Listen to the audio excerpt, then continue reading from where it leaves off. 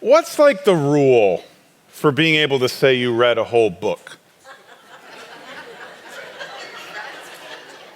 I mean, do you really have to read every page?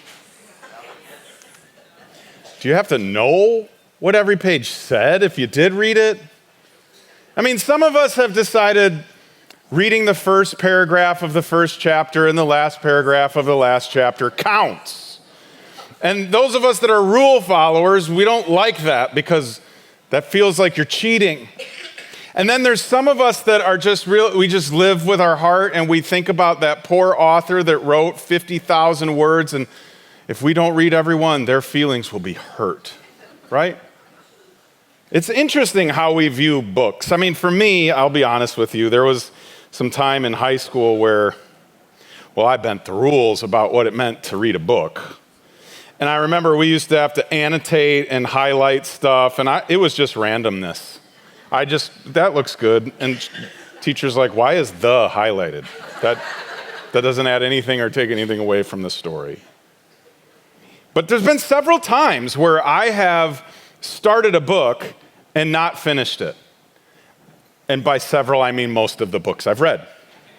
I've gotten maybe a chapter, 2 chapters in, and just fallen off. Or made the conscious decision to close the book because in that first chapter or 2 chapters, I realized it's boring. And I got better ways to spend my time, like TikTok, than read this boring book. Or I've decided it's just way too complicated. I mean, I'm a relatively simple person. So if you're going to throw a bunch of equations and complex ideas at me, odds are I'm not going to get to the end of the book because I don't want to deal with that stress. Or I'll read it and go, there's not going to be one word of this that applies to my life or is going to be helpful to what I'm going through. And so a lot of us have books on our shelves at home or digitally. 'Cause I know some of us in the room are like, what is a book? Don't we just read? Some of them are like on a digital shelf that we've started but never finished because we made the decision the story wasn't worth it. And it's that principle that I want to spend the next few weeks talking about. Because family feels a lot like books. It feels a lot like stories. And what's difficult is for a lot of us, that story started before us. And we're coming in chapter 4, 5, 6, or 7.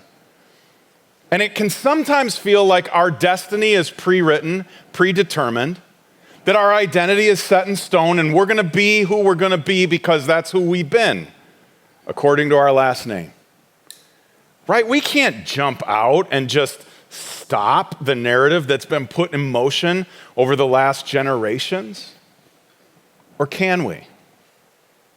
What I hope to instill in your heart and to be reminded of myself as we go through this is this idea: you don't have to finish their story, just yours. Your story is yours. It is not the sequel to someone else's. It's not the 5th chapter in a 10-chapter book and you didn't have any control over the first few, which is true, but you do in the future ones. And what I'm hoping to walk through, because family is everywhere in the scriptures, from the very beginning until the very end, family is a part of the story. It's part of what it means to have a relationship with God, to have a relationship with Jesus. Family's included. So how do we navigate a family history that's difficult, that's challenging, that we wish wasn't the case? The whole reason we're doing this series, Bloodline, is so that we can learn who we are in light of who we're from. And that from is really 2. Our actual parents, grandparents, great-grandparents, the whole lineage, and the one who made us. And what name does he give us? What name does he put on us that then allows us to live maybe a different story than the one we entered into when we were born? And this is going to be a series that's uncomfortable for some because it might mean some difficult decisions need to be made. It might mean some difficult discussions need to be had. But my hope is that you go, the good news is the Bible is full of really messed up families. And I can learn something from them and the individuals that were part of them and do it different in my life. And the story that I hand off to my kids or my nieces and nephews or the next generation can be a whole new story. We're going to start with a guy named Saul. Now, we're going to talk about Saul from the Old Testament, not Saul who became Paul in the New Testament, if you're familiar with all of that. But Saul was the first king of Israel. And here's what's so interesting about Saul becoming king. They weren't supposed to have one. The king of Israel was supposed to be God himself. They were going to be the first nation that did not have a human, physical king. It was just going to be God in charge. But people are people. And we got to have a somebody, and that somebody better be impressive. So they found Saul. It says that he stood head and shoulders above everybody else, and he was very impressive. And their thinking was, if we can get an impressive person to be king, then we'll be impressive to the world. He'll be our representative. And so they bring Saul in, and he's a very interesting guy. And he has children, and one of his children's name is Jonathan. And Jonathan is what we would think of as the prince. He's the guy that will inherit the throne when Saul passes on. And what you find really quick when you meet Jonathan is he is nothing like Saul. Saul is kind of egocentric, power-hungry, driven. Jonathan operates from a very different place. And you can imagine the friction that's going to come between the two of them. And you can imagine it because you know the friction that's maybe come between you and your parents. The friction that's come between you and your children. Because when the next generation is different from the previous generation, it's not easy for either of them. It's not easier for the first one because it means change and it means unsettling and it means questioning things and it might mean losing some things, whereas the new generation, it's uneasy because they're constantly being told what they're thinking and what they're wanting and what they're pursuing is wrong. Or it's not how we've done it. And so for all of you in this room, there's probably been a moment in your life where there was a person or a place you wanted to go or a pursuit that you wanted to have where you felt like your family was going, no, that's not for us. That's not how we've done it. That's not how we think. That's not how we roll. So come on back in and behave. Now, I know, not everybody in this room or over in the East or watching online is going to be like, yeah, my family was super messed up. And this, I know some of us come from a really great family and you should be so grateful. And so my hope is as we work through some of this, you'll just go, thank you, God, that my story is different than this story. But know this, that more people around you than not are wrestling with who am I in light of where I come from, because where I come from may not be all that great. This friction between Saul and his son Jonathan finds its kind of fulcrum or its balancing point in another person, in a third person. And his name is David, and you will probably know about David because even if you have never been to church before, or this is your first week in a long time, you know about David and Goliath. David is the little shepherd boy that steps up to the big scary giant, grabs a few rocks, slings them at him, and kills him, right? And we've known this story for a long time. We usually don't read the next few lines in the story or paragraphs in the story. And they're some of the most interesting ones. If you are a soap opera watcher, you are going to love what comes after Goliath. If you are a Gladiator fan, like the movie, Maximus, whatever, you are going to love what comes next. You're going to love it if you're a soap opera person because of all the weird dynamics between the family that are going to happen. You're going to love it if you're a Gladiator fan because after David kills Goliath, what we don't tell our children in Sunday school is that he chops Goliath's head off with Goliath's sword. That's pretty awesome. And then it says that he picks up Goliath's head and carries it around like a trophy. I'm telling you, if you've thought the Bible is boring, you're not reading the right parts. And then Saul goes, hey, get David in here. He had met him briefly on the battlefront, but then he gets to see David do what he did. He says, bring him in here. And David walks into Saul's like throne tent or whatever it was and puts the head of Goliath on the table. That's a baller move right there. Like, in case you didn't know, I'm him, right? Like, I'm that guy. Saul says, what's your name? He says, my name's David. He actually asked him, what is his father's name? He says, my father's name is Jesse. We're from Bethlehem. And I imagine Saul went, you really are just a shepherd? And you rolled in here and did what I was afraid to do? And what all of my men were afraid to do? You can imagine what's going off in Saul's mind. If you're a dad, it's kind of like when your kid beats you at basketball for the first time and you didn't let him win. If you're a mom, it's maybe when one of your kids made dinner and it was actually really good, right? Like, it's hard when someone who's supposed to be under us outdoes us. And for Saul, he's outdone. And everybody saw it, including Jonathan. All of Israel quickly knows about David, the shepherd boy who came and killed the giant, while the king sat in the tent afraid. And this is what happens next. They come back to town, and when the victorious Israelite army was returning home after David had killed the Philistine is Goliath, women from all the towns of Israel came out to meet King Saul. They sang and danced for joy with tambourines and cymbals, and this was their song. Saul has killed thousands, and David his 10,000s. I've always been curious what the melody to that song was. That seems like a pretty brutal, gruesome song. This made Saul very angry. What's this, he said. They credit David with 10,000s and me with only thousands? And his next sentence shows his hand. Next, they'll be making him their king. So from that time on, Saul kept a jealous eye on David. When I hear the word jealous, I usually think about the things you have that I don't.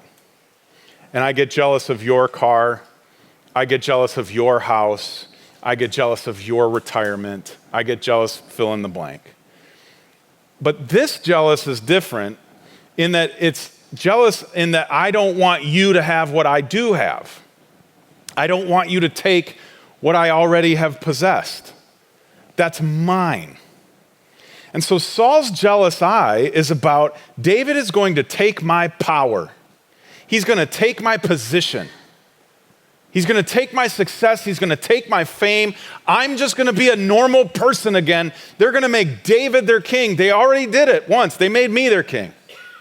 They'll do it again. What Saul doesn't know is that Samuel, who's a prophet of God, had already anointed David the next king, declared him. He was going to be king. And what's interesting about this is that I just picture in Saul's mind a marquee. If you've ever seen like a big boxing match or MMA fight or anything like that, it'll usually say so-and-so versus so-and-so. And they'll put posters up and it'll have their picture on either side and a big verses in the middle, right? And I just think in Saul's mind it's Saul versus David.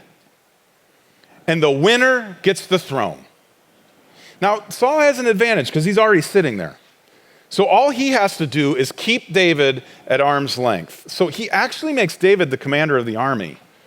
And he has David come in and play the harp for him and all these kinds of things. Saul's the first guy to practice the whole idea of keep your friends close and your enemies closer. And it's not because he likes David or appreciates David, it's because he's afraid of David. In fact, if you read the full story over and over again, it says Saul was afraid, he was afraid, he was afraid. David was a threat to Saul. And the expectation of the father is that the son would think the same way. You would think that Jonathan would just assume he has to hate David too. that he has to see David as a threat as well. But like I said, Jonathan is different than Saul. And even though Jonathan has the most to lose, because if David's king, he's never king. But this is what we read about when they met. David met Jonathan, the king's son. There was an immediate bond between them. For Jonathan loved David.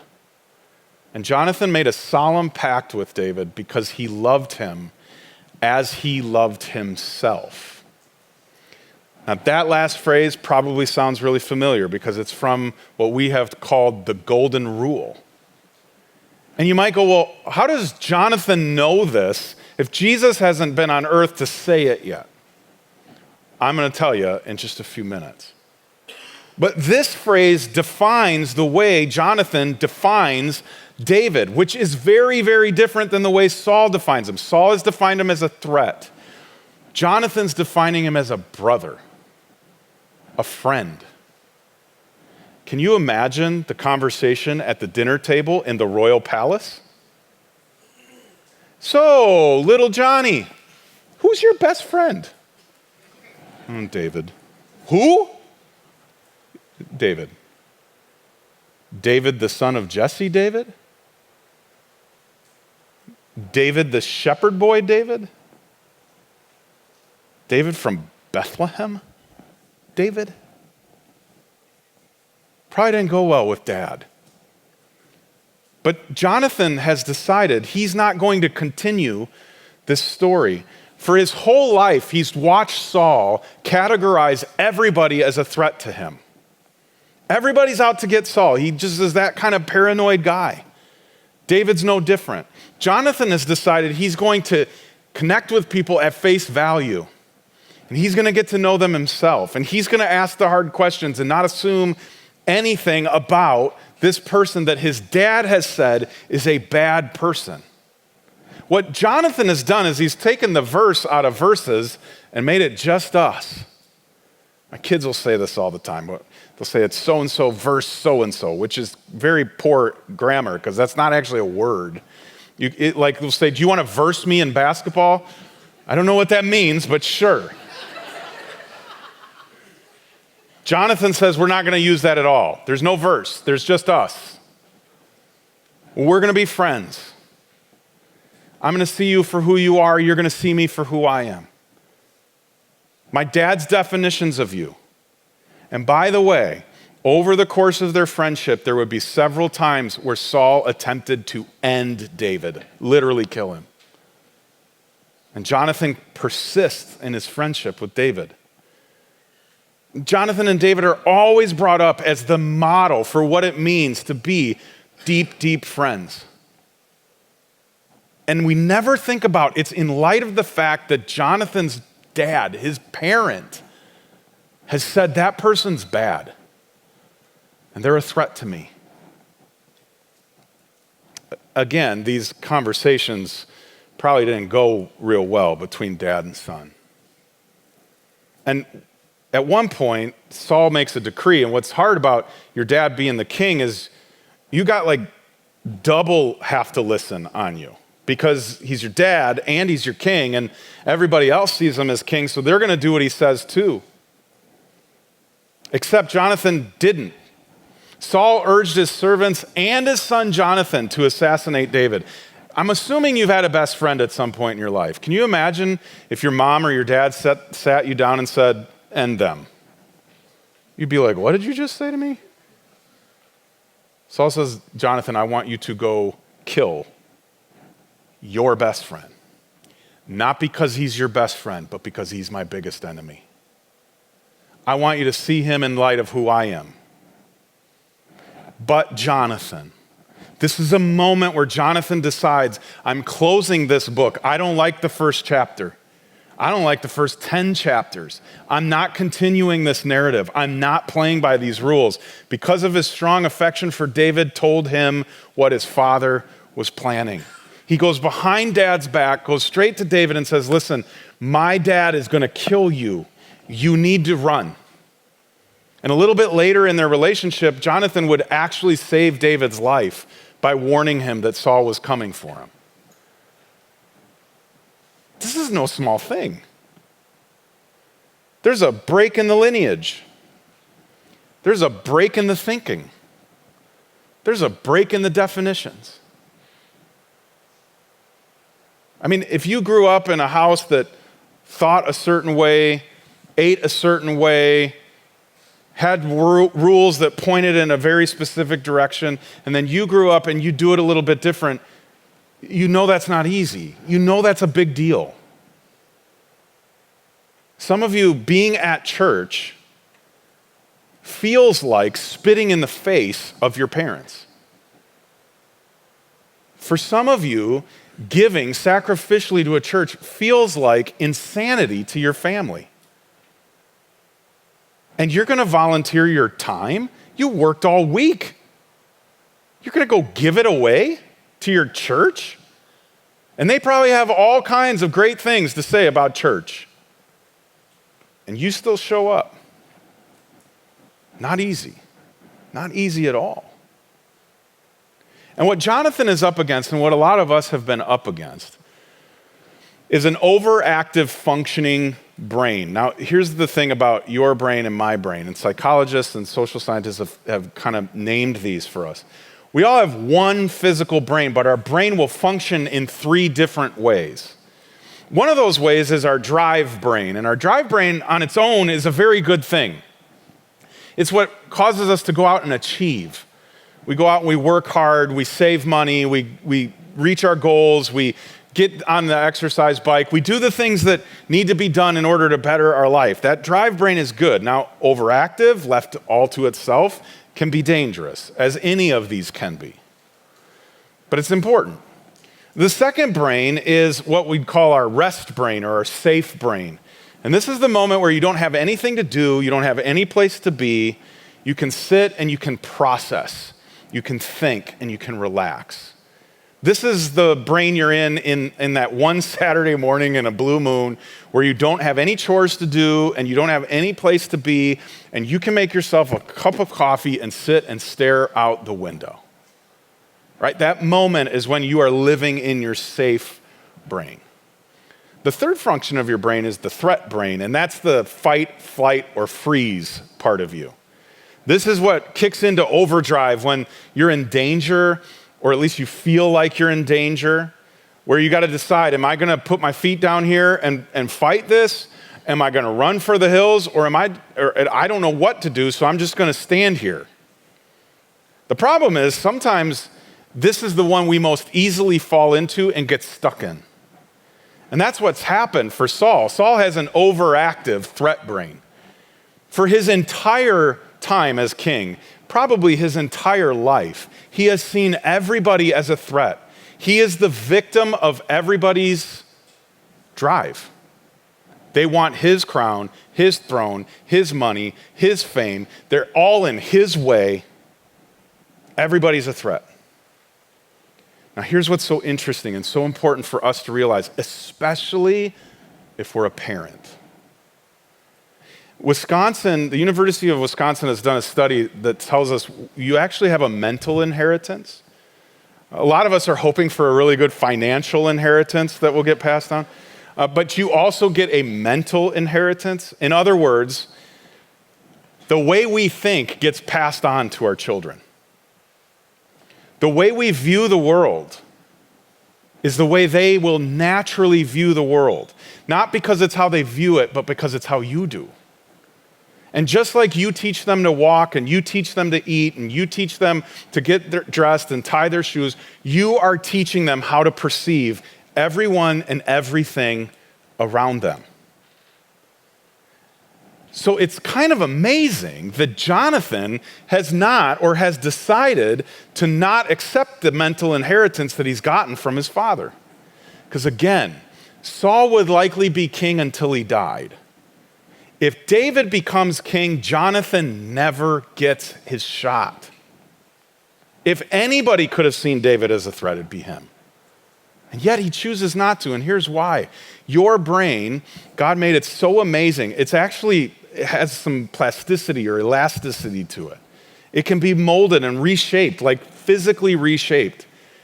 You can think in a certain direction often enough and for long enough that it will change the way you think. And Jonathan decided, I'm not going to just adopt the way that my dad sees things. I'm going to see things for myself. I'm going to meet David for myself instead of walking up and assuming who he is. There's no question Jonathan has defined David different. In fact, I'd put it this way. Jonathan definitely defined David differently than his dad decidedly did. He definitely did. Otherwise, Jonathan would have been like, assassinate him? Got you, Dad. I'm on it. Where's the spear? You know the spear you threw at him? I'll grab that. Dad, he's a threat to your throne. That means he's a threat to my throne. I'm in. What's the plan? But we never see that from Jonathan. Over and over again, he puts his neck on the line to save his friend. What Jonathan has decided, and what I hope you will decide, is that we're not going to do rethreats. No rethreats, meaning I'm not going to assume someone or something is a threat to me just because my mom or dad had it as a threat to them. I'm not going to see this group of people or this thing that's outside of my control or this thing that's outside of my influence. I'm not going to see it as out to get me because my parents always saw it as out to get me. I'm going to choose to see it a little different. I would go so far as to say I'm going to choose to see it the way that Jesus sees it. Because remember, the whole reason Jonathan is treating David different than Saul treated David is because Jonathan loved David as himself. Saul hated David for himself.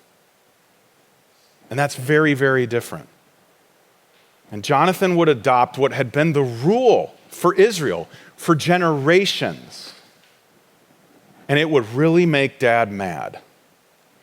So mad that Saul would put Jonathan in the same bucket as David. And this is important. If you are a dad or a mom or a grandparent or uncle or aunt, there is going to come a moment where the person younger than you in your family is going to think differently from you. And your natural tendency will be to make them your enemy because they agree with your enemy. And left unchecked, that will destroy your relationship with them. Because it destroyed, at least for a moment, Saul's relationship with Jonathan. And what we're about to read is Saul going way overboard. It's also a sentence where I would say, again, if you think the Bible's boring, you're reading the wrong parts. Saul boiled with rage at Jonathan. You stupid son of a whore. See, I told you. He swore at him. Do you think I don't know that you want to be king and you want him to be king in your place? Shaming yourself and your mother, who he just insulted, which is interesting to me. As long as that son of Jesse is alive, you'll never be king. Now go and get him so I can kill him. Now Jonathan should have practiced some wisdom and walked away. But he had some wisdom to learn. This is what he says. Why should he be put to death? What has he done? In other words, Dad, what threat is he to you? All he's done is help you. He defeated your enemies. He's led your men. He's played the harp for you. He's done nothing but serve you. What has he done to deserve your hate? This is what happens next. Then Saul hurled his spear at Jonathan, intending to kill him. So at last, Jonathan realized that his father really was determined to kill David. See what I mean? Unchecked. Saul's anger and jealousy and seeing David as a threat caused him to make Jonathan a threat. And he almost murdered his own son. It's a dangerous game we play, being parents, being family. And the things we want to presume and assume and project onto our kids, what we ask them to carry on in how we view the world. What we're asking our kids to do is what my dog Sam, may she rest in peace, used to do all the time. For most of her life, she lived in a yard with a fence along the back boundary of it. And it was the kind of fence where she couldn't see anything on the other side. But on the other side lived a golden retriever that in Sam's entire life had never actually seen. But Sam hated her with all her heart. It was so bad that before me or the boys would let the dog out, we'd all go, "Is Goldie outside?" Because if Goldie's outside, Sam's going to go berserk, and she would. She'd run out there. She'd start doing this horrible, wretched bark that sounded like she was being killed. Her ridge would go up. If you're a dog person, you know that's like they feel danger and they feel a threat, and they're defending themselves. And she'd just go crazy, and she'd put her mouth right on the fence, and she's going crazy. She has no idea. It's a golden retriever on the other side. I mean, the dog's like, But because she couldn't see that dog was a threat. And so often we ask our kids to see our threats as threats without them ever seeing it for themselves. And that's what Saul did. Some of us grew up in homes we were told to not like that neighbor, to not talk to that person. Do not associate with the person who believes differently from us. And we blindly accepted. And in the wake of that blind acceptance, just accepting it as our threat, on the other side of that fence are people. People that, the way I put this is, people that Jesus loves that don't know he loves them because you didn't tell them. Because they were a threat to you. They were different than you. Because mom and dad said they were. Maybe on the other side of that fence are places you've always dreamed of going, but we don't do things like that. We don't spend our money that way. We don't use our vacation that way. For some of us, it's pursuits on the other side of the fence. Things we've dreamt of becoming and things we've wanted to accomplish and do, and it's like someone's pulling us back down. That's not our family. We don't go to college. We're not educated folks. We don't climb the ladder. We just do our job, get our paycheck, and go home and watch Wheel of Fortune. Right? Like that's how some of us have grown up. And the challenge was for us to go, I'm breaking out of this narrative. I'm closing this book. I'm not doing this story anymore. I'm going to do it different. And the thing that Jonathan did when he closed that book and he decided, I'm going to be friends with David, even though David's a threat, or at least a perceived threat to my dad, was, like I said, because he's been just following the guidelines that God had put in place generations before. And that when Jesus gave us the golden rule, love others as if they were yourself, it was actually a quote. If you look that up, like say in the Gospel of Mark, there will be quotations around it when Jesus says, love your neighbor as yourself. Because he's quoting Leviticus that Jonathan would have grown up knowing. Do not seek revenge or bear a grudge against the fellow Israelite, but love your neighbor as yourself. I am the Lord. In other words, I'm the boss. And this is what's best for you and your relationships and your families. You can't do the grudge thing. You can't do the revenge thing. You got to love them as if they were you. And Jonathan took that seriously. Saul forgot it. Jonathan read that part of the law in Leviticus and said, that means there's no rethreats. I don't adopt David as a threat to me just because he's a perceived threat to my dad. I'm going to engage in a relationship with him for myself. I'm going to walk into this for myself. No assumptions. And you might go, okay, so what do we do then? Because some of us are sitting here, and as I've been talking, there's this thing going off in your head over and over again when you were growing up, or even as an adult and you're having dinner with your parents now, the things they're telling you, we don't do, we don't say, we don't give. Here's what I'm going to encourage. Go get their name.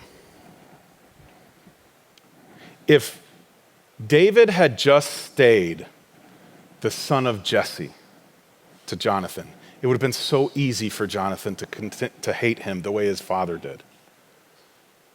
If he would have just been some category with a title, it would have been easy to just dismiss him as an enemy. But once he learned David's name, everything changed. I used this analogy a couple weeks ago. Forgive me for repeating it, but I think it works. You've been there driving in your car, someone cuts you off or someone's driving slow and you are shaking fists and saying things and you're just letting them have it, and then you get to the stoplight and realize it's someone you go to church with. Or worse, it's your grandmother. As soon as you realize that, the whole scenario is different.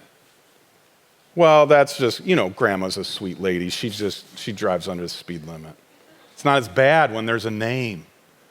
Everything changes when there's relationship involved. Saul always held David at arm's length. Jonathan brought David in close. It doesn't mean that they agreed on everything. And it doesn't mean that Jonathan had to give up his relationship with his dad, because here's the end of the story. Spoiler, if you go to read it today. Saul is going to die in battle against the Philistines. And you know who dies next to him? Jonathan.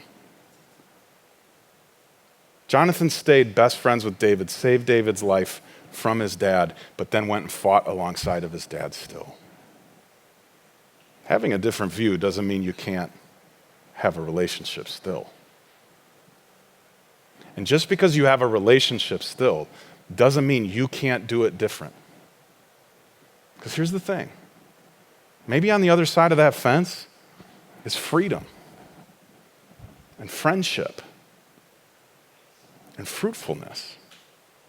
So much good came from Jonathan and David's friendship. Things that would not have been possible if Jonathan had not decided to disrupt the narrative. If Jonathan hadn't decided to disrupt the thinking that his father was hoping to pass on to him, we may not even know who David was. And yet, we do, as the man after God's own heart.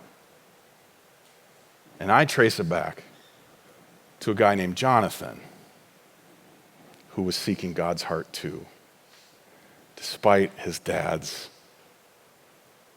hard one. Let me pray.